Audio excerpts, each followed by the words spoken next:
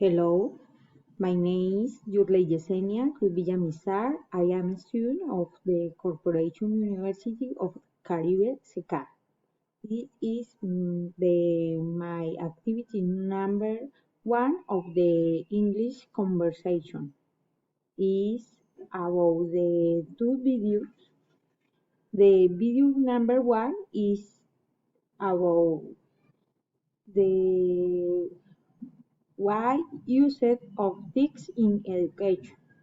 The video number two is about the every food videos in my class.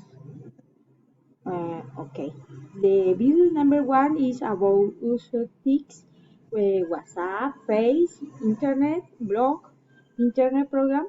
Is important the for students they explore and to learn. The video number two is about the interactive of the teacher activity with the student. The student received the information the teacher or the student interactive with the student.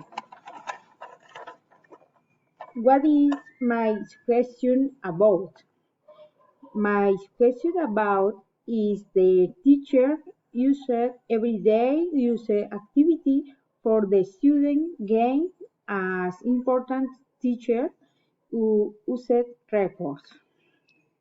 Okay, bye. Thank you.